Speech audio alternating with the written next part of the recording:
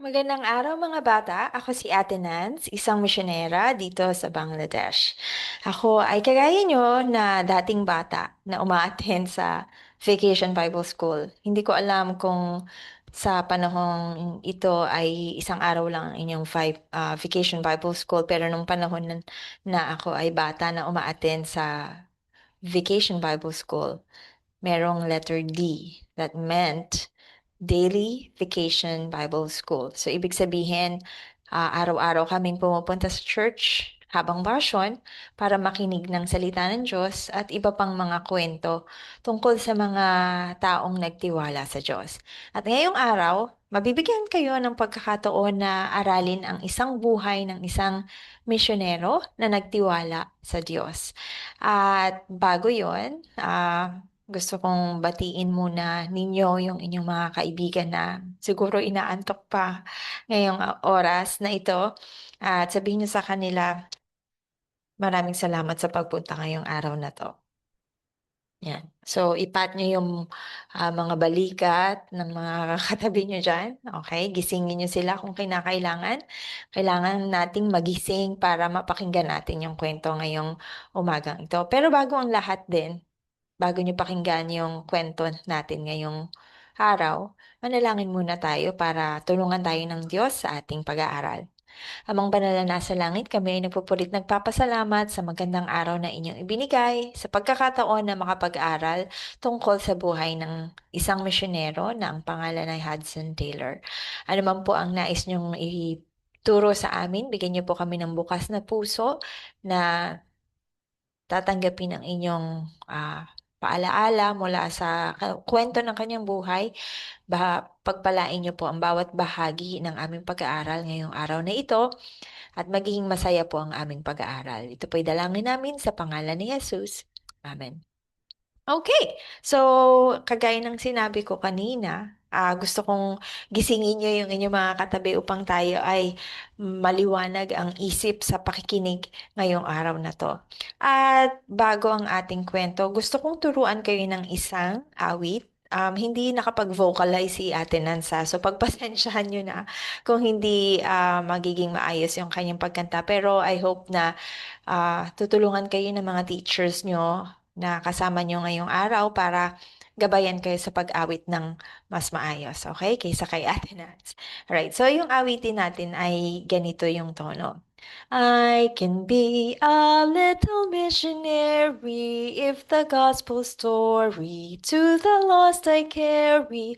I can work for Jesus in the homeland. Lord, here am I, send me. Okay, madali lang yung ating awitin. Isang stanza lang yung ating kakantahin para sa kapakanan ng oras na limitadong meron tayo. Okay? Para hindi tayo masyadong magpakahaba sa ating aral ngayong araw na to. So, awitin natin siya. I can be a little missionary if the gospel story to the lost I carry. I can work for Jesus in the homeland. Lord, here am I, send me. Ayan. So, ano bang ibig sabihin ng ating inawit na yan? Okay, kahit na maliliit pa lang tayo, okay, pwede tayong maging misyonero o misyonera sa bansang tinitirhan natin. Paano? Sa pamamagitan lang ng pagkukuwento sa ating mga kaibigan tungkol sa Panginoong Hesus. Pero ang tanong, alam ba natin kung sino si Jesus? Okay? Magiging excited lang tayo na ikwento sa ibang tao kung sino si Jesus sa ating buhay, kung kilala natin personally si Jesus, kung meron tayong relasyon sa Kanya bilang sarili nating Panginoon at tagapagligtas. Kung hindi, um, may duda ako na magiging excited kayong ipakilala ang Panginoong Yesus sa ibang mga tao. So, I hope na sa inyong pag-stay sa Vacation Bible School, maririnig nyo ang patungkol sa magandang balita na ginawa ng Panginoong Yesus para sa iyo at para sa akin bilang mga makasalanan. So, for time's sake, um, babalikan natin yan kasama ng inyong mga guro later. So, kantahin lang natin one more time yung ating song. Okay? I can be ready, sing. I can be a little missionary if the gospel story to the lost I carry. I can work for Jesus in the homeland. Lord, here am I, send me. At pwede nating idugtong ang isa pang awit. Ang tawag sa awit na to ay Here am I, Lord, send me. So, ganito yung tono niya. Here am I, Lord, send me. Here am I, Lord, send me. I will serve you faithfully. Here am I, Lord, send me. Ayan. So, medyo gumagaral-gal yung boses ni Ate Nan. So, hayaan niyo po akong uminom ng kaunting tubig. Excuse me. Ayan. Para patuloy tayong makaawit na mas maayos. So, ulitin natin yung kanta. Here am I, Lord, send me. Ready? Sing. Here am I, Lord, send me. Here am I, Lord, send me. I will serve you faithfully. Here am I, Lord, send me. So I hope na sa dulo ng ating kwento ngayong araw na to, ito yung magiging tugon natin na magiging willing tayo at o handa tayo na sundin ng Panginoon para maipangaral ang kanyang salita sa ibang mga tao. Okay? So, kanina ko pa binabanggit yung pangalan ng bida ng ating kwento. Ang pangalan niya ay Hudson Taylor. Okay? At ang pag-aaralan natin nga ay ang buhay ng isang misyonero na si Hudson Taylor. So, kagaya nyo, siya ay dating bata. Okay? Siya ay ipinanganak sa isang nayon sa Inglaterra or England na isang bansa sa Europa. Yung pinaka-mentor ko dito sa Bangladesh na isang guro ay galing sa England. Ang tawag sa kanila ay British. Okay, so sila yung mga taong kung magtatanong, kung pupunta ka ba ng kainan, tatanungin ka, Are you going to the party? Ganon yung accent nila sa, sa England. So, ganon yung um, kinagis ng lengguwahe ni Hudson Taylor. At bilang bata, isa sa mga paborito niyang gawain kasama ng kanyang pamilya ay ang pagkain. Kasi, sa tuwing sila ay kumakain magkakasama sa hapagkainan, sila ay kinakwentuhan ng kanilang mga magulang. Okay? At ah, isa sa mga kwentong ikinukwento ng kanyang tatay ay tungkol sa bansang China. At sa tuwing naririnig ni Hudson Taylor yung mga bagay tungkol sa China, sinasabi niya sa kanyang mga magulang, kasi Kristiyano yung kanilang pamilya at kinukwento ng kanyang tatay at nanay yung buhay ng ibang mga misyonero at misyonera. Sabi niya, naku, paglaki ko, gusto kong maging misyonero sa bansang China. Pero sa tuwing sinasabi niya yon, nagkakatinginan na lang yung kanyang mga magulang, ngumingiti, at naiisip nila, paano magiging misyonero itong anak namin mahina yung kanyang pangangatawan. Sa katunayan, sa kahinaan ng kanyang pangangatawan, hindi siya nakakapasok sa school. At 11 years old na siya nung siya ay nagsimulang makapasok sa school. So, ibig sabihin, mula nung 11 years old, pababa, sa bahay lang siya nag-aaral. Parang homeschooled siya.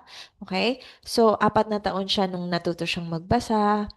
At sa tuwing hapon, mula nung natuto siyang magbasa, nagbabasa siya ng kwento sa kanyang nanay. At um, sa sobrang kahiligan niyang magbasa, isang beses, okay, naisipan niyang magtago ng mainit-init pang kandila sa kanyang bulsa. Okay? So sabi niya, ah, habang bago matulog, magbabasa ako ng libro.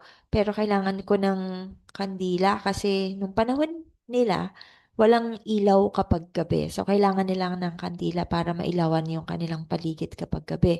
Pero dahil gustong-gusto niya ngang magbasa ng libro, tinago niya yung kandila hanggang ah, nung gabing yun, meron din silang bisita. So, tinawag siya ng bisita nila. So, sa halip na siya ay makapagbasa gamit yung kandila, 'di ba sinilid niya yung kandila doon sa bulsa, natunaw yung kandila. Isa sa mga rules ng kanyang nanay ay magpapaalam bago gumamit ng mga gamit. So, hindi siya nagpaalam at nadismaya yung kanyang nanay nang makita niya yung nangyari sa kanyang bulsa kasi ginawa niya yon nang hindi siya nagpaalam. So, hiyang-hiya si Hudson sa nangyari sa kanya kaya humingi siya ng tawad sa kanyang nanay. Sorry po, Nay. Pasensya na po. Gustong-gusto ko lang magbasa ng libro bago matulog. So, anyway, bukod sa kahiligan ni Hudson Taylor na magbasa ng libro, hilig niya ring makasama ang kanyang kapatid na si Amelia sa paglalaro. Minsan naghuhuli sila nanghuhuli sila ng mga paru-paro o namimitas ng mga bulaklak. Siyempre, yung mga bagay na ginagawa nila nung panahon nila kasi wala silang phone, wala silang social media accounts. So, yung kanilang pinaglilibangan ay nature. Okay? So, minsan kasama din nila yung kanilang tatay sa paglalaro. At hindi naglao, naging binata si Hudson Taylor at mga 13 taon siya nung siya ay nag-start na magtrabaho sa parmasya o farmasya ng kanyang tatay. So, kultura kasi sa Europa na kahit sa murang edad, pwede na silang tumulong sa anumang negosyo na mayroon ng kanilang mga magulang. So, si Hudson Taylor, pinatulong siya ng kanyang tatay sa kanilang pharmacy.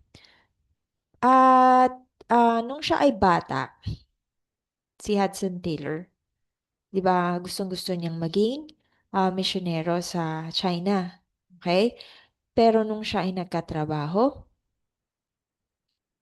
nawala yung kanyang interest sa pagtatrabaho o ah, punta sa China bilang misyonero. Kasi natuwa siya na meron siyang trabaho, meron siyang sahod, meron siyang naiipon. So, kagaya ng sinabi ko, nawala yung interest niya sa Panginoong Jesus, sa mga bagay tungkol sa Diyos, at yun, naglaho yung interest niya. Pero isang beses, pinauwi siya ng kanyang tatay mula sa pharmacy ng maaga. So, dahil nabore siya, siyempre, 'di ba, ang hilig niyang magbasa. So, pumunta siya dun sa kanilang kamalig, dala-dala yung isang babasahing material. Okay? So, naisip niya na magbasa at nahanap niya yung isang babasahin na nasa basket na nakita niya sa kanilang bahay. At ang pamagat ng kanyang binasa ay Poor Richard. So, isa itong kwento tungkol sa isang matandang lalaki na realize niya na, okay, masama akong tao. At kailangan kong pagbayaran yung aking kasalanan. So, gagawa ako ng mga mabubuting gawa para pagbayaran yung aking mga kasalanan. Pero yung si Richard na yon, eventually, may nakapagsabi sa kanya na tapos na yung pagbabayad ng kasalanan, namatay si Jesus doon sa krus para bayaran ng ating kasalanan. So, nakasulat yun doon sa material na yon na nasa ilalim ng title na Ang Natapos na Gawain ni Kristo. At napaling doon yung atensyon ni Hudson Taylor. Kaya, nung nabasa niya, ganun pala. Tapos na pala yung pagbabayad ng kasalanan natin. And naisip niya na ako kagaya ako ni Richard, gusto kong mapunta sa langit, pero marami akong mga nagagawang kasalanan. At isa sa mga naisip niyang kasalanan ay yung pagsisinungaling sa kanyang nanay.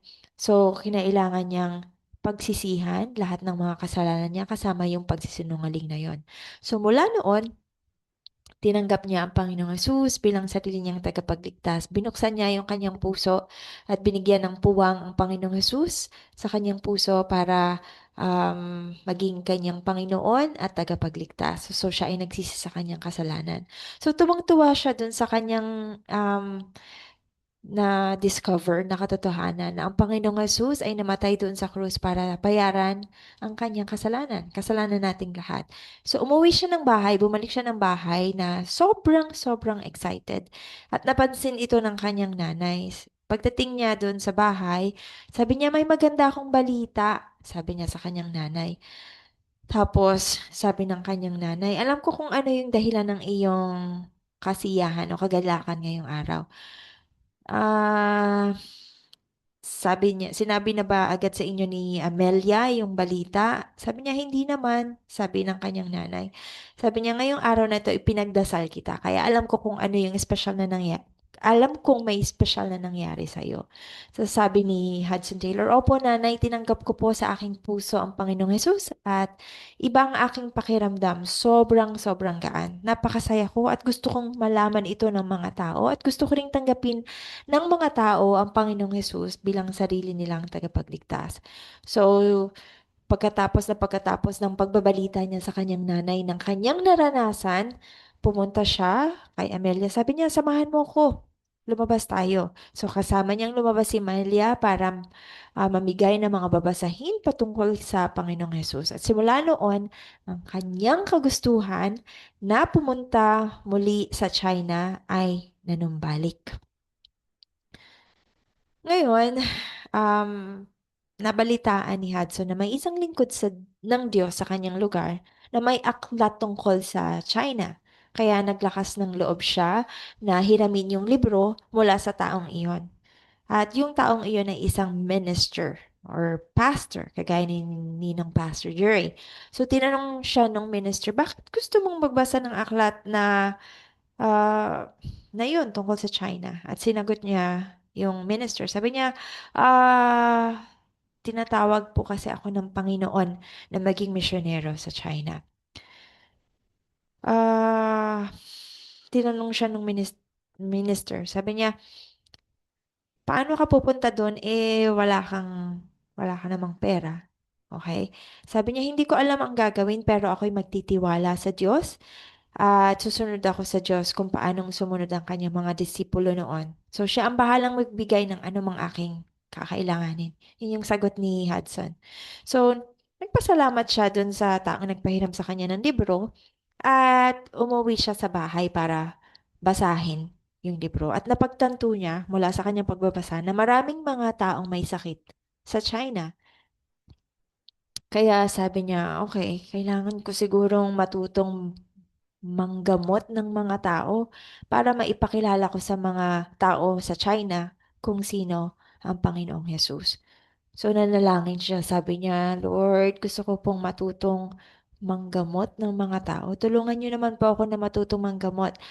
At sinagot ng panalangin ng Panginoong Diyos ang kanyang panalangin. Um, nakilala niya yung isang doktor na ang pangalan ay Robert Hardley. At um, tuwang-tuwa siya na makilala siya at nalaman niya na nangangailangan ng assistant noon si Dr. Robert Hartley at kinuha niya yung pagkakataon na yon para matutong ng mga bagay tungkol sa medisina. Okay, hindi lang siya isang doktor, napakasaya niya daw nagiliw si Hudson makatrabaho si Dr. Hadley dahil siya ay isang masayahing tao. Okay? Hindi taho. Siya ay isang masayahing tao. Ngayon, marami siyang natutunan tungkol sa medisina, pero hindi lang pala yun yung matututunan niya mula sa pagtatrabaho niya kay Dr. Hardley. Ginamit ng Panginoon yung pagtatrabaho ni Hudson Taylor para matuto siyang mas magtiwala sa Panginoon. Um, minsan malilimutin si Dr. Hardley at nalilimutan niyang sweldohan si um, Hudson Taylor.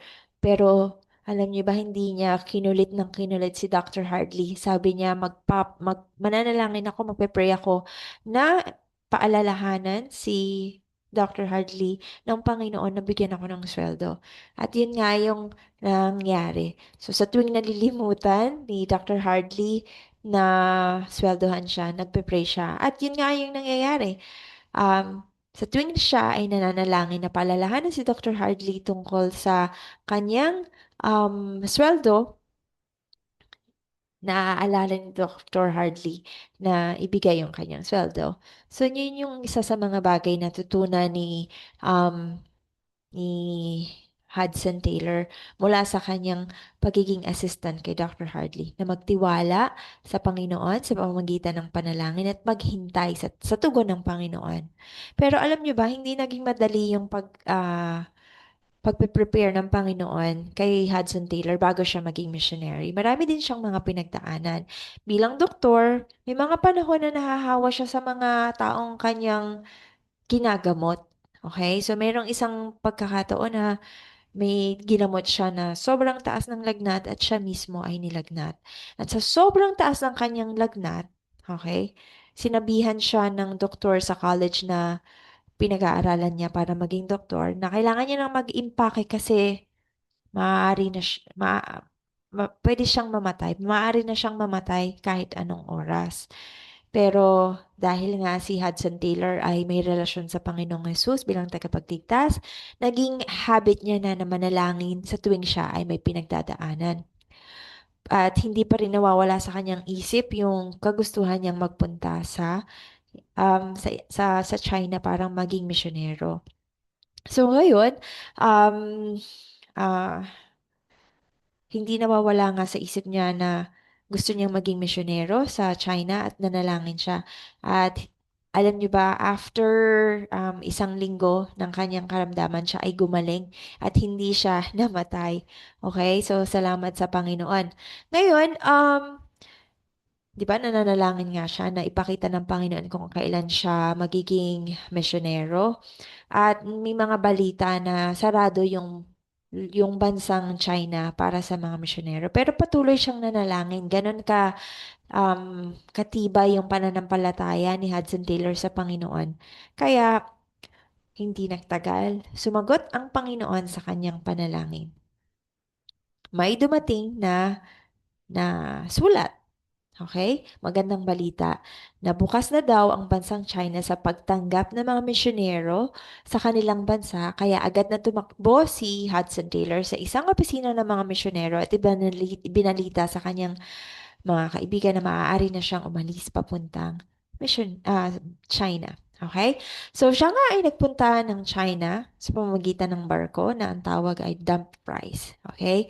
So, pagdating na doon, sobrang excited na siya na ipamalita sa mga tao na si Jesus ang tanging daan para mapunta sa langit. Okay, na lahat ng tayo makasalanan at kailangan nilang tanggapin ng Panginoong Sus bilang tagapagligtas. So, pero hindi naging madali. Kagaya ng nararanasan ng bawat misyonero, kinailangan ni Hudson Taylor na malaman yung lengguwahe. So, sa ilang buwan at ilang taon, inaral niya yung kultura at lengguwahe o wika ng bansang China. Pero sa kanyang pangangaral, napansin ng mga tao na iba yung itsura niya, iba yung pananamit niya.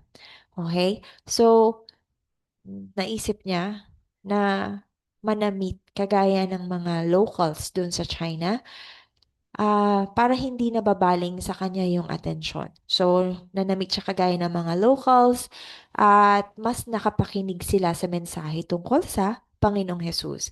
At of course, ginamit niya ang kanyang nalalaman sa medisina upang tumulong sa may sakit at mas nagbukas yung pinto para yung mga tao ay open sa salita ng Diyos. So, um, kung kayo ay tinatawag ng Panginoon na maging misyonero o misyonera, sana mapagtanto natin na yung mga gifts or talents or skills na binibigay ng Panginoon sa atin, gusto niyang magamit iyon para mas makapangaral tayo ng salita ng Diyos sa ibang mga tao. Alright. Pero kagaya ng ibang mga kwento ng ibang mga tao sa kanilang buhay, hindi nagtagal, tumanda na rin si Hudson Taylor. Sa kanyang panahon sa China, bilang misyonero. Maraming mga tao ang nakapakinig ng salita ng Diyos. Marami ang nakakilala sa Panginoong Jesus. Hindi naging madali yung buhay niya bilang misyonero. May mga panahong siya ay na-persecute o ibig sabihin may mga nangutya sa kanya dahil sa kanyang pangangaral ng salita ng Diyos. May mga panahong siya ay nabigyan din ng death threat dahil ayaw ng mga tao sa mensaheng pinapangaral nila. May mga tao na sinasabotahe yung kanyang gawain dahil hindi nila gusto na nagbabago ng paniniwala yung mga tao. But anyway, kagaya ng sinabi ko, hindi nagtagal at nanghina na rin si Hudson Taylor at kinailangan niyang umuwi ng Inglaterra ayon sa payo ng doktor. At yun nga, sumunod siya sa payo ng doktor dahil nga siya ay matanda na rin. Pero hindi nawala yung kanyang kabigatan sa puso na um, mangaral patuloy ng salita ng Diyos. Pero nga dahil sa kanyang kahinaan at katandaan, kailangan niya nang bumalik ng Inglaterra. So ang ginawa niya habang siya ay pabalik ng Inglaterra, nanalangin siya sa Panginoon. Sabi niya, Panginoon, bigyan niyo po ng mga panibagong misyonero at misyonera ang China. Kayo po yung magbigay ng mga taong papalit sa akin. At alam niyo ba, dahil nga malinis ang puso ni Hudson Taylor at malapit ang kanyang puso sa Panginoon, siya ay tinugon palaging madalas na tinutugon ng Panginoon ang kanyang mga panalangin at ayon sa kalooban ng Panginoon na magkaroon ng iba pang mga manggagawa doon sa China. So sinagot ng Panginoon ang kanyang panalangin, specifically nung pauwi siya ng Inglaterra, tatlong kalalakihan at dalawang kababaihan ang nagsuko ng kanilang buhay para maging misyonero at misyonera sa China. At ininganyo niya rin ang iba na bigyan ng support ng pinansyal ang mga misyonero at misyonera sa China. At natural sa